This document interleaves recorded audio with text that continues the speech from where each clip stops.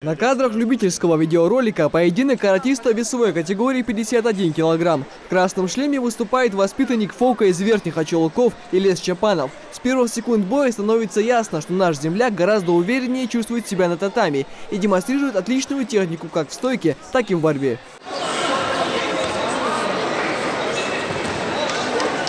Спустя пару минут поединка Илес большим отрывом по очкам оставляет соперника позади и становится победителем в своем весе.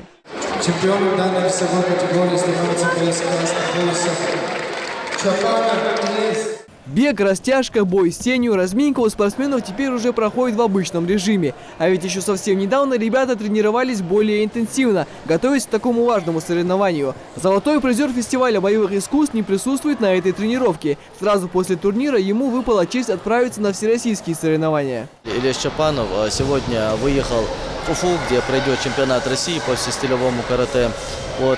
Надеемся, он оправдает и мои желания, то есть надежда оправдает и своих коллег, бойцов, так скажем. Надеемся, что он приедет обратно в Ингушетию победителем, но это либо обязательно призером. Поединки на турнире проходили одновременно на 3 татами. На соседнем ковре в динамичной схватке сошлись каратисты весовой категории 39 килограмм. Боец в синем – ингушский спортсмен Рамазан Кузьгов, у которого на этот бой был поставлен четкий план забороть соперника, и это ему удалось.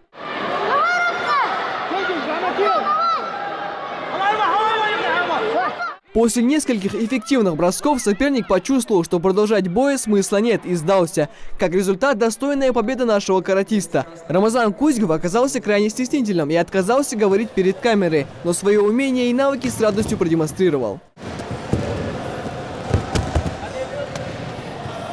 Каждый из этих ребят посещает секцию карате всего год или два, но уже демонстрирует вполне себе впечатляющую ударную и борцовскую технику. Абубакар Чапанов занял 3-е место на пьедестале почета. Он доволен таким результатом и делится, как складывался его тернистый путь, чтобы оказаться в заветной тройке лидеров. Как ты готовился к этому турниру, как ты тренировался? Я тренировался в стойке, занимался в доме, бросками отрабатывал, лапами, руками, болевыми удушающими. У меня были 3 поединки, 2 поединка были чуть-чуть сложноватые, но 3-й оказался сложнее. Из 9 каратистов, которые были отобраны для участия в турнире, 6 были новичками, но им не удалось порадовать своего наставника медалями и грамотами. Многие из них выступили на достойном уровне, но чтобы выделиться, немного не хватило везения. Ребята не отчаиваются и обещают наверстать в будущем. А каратисты – это вожди, и они лучше. Мы знаем, ты участвовал на этом турнире, но, к сожалению, не удалось занять призовое место. Скажи, на что ты рассчитываешь в дальнейшем? Победить на соревнованиях. Первый раз в Ахачане.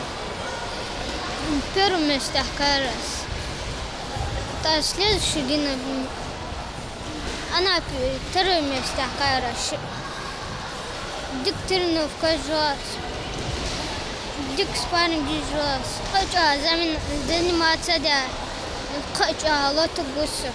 Тренируются каратисты 3 раза в неделю по 2 часа в день. Как на тренировках, так и во время соревнований по всесилевому карате спортсмены в обязательном порядке надевают защитную экипировку. Тренер ребят Иса Катиев отмечает, что за 2 года обучения его воспитанники уже многому научились и смогли показать достойный результат. Надежды, конечно, те ребята, которые заняли места, они оправдали.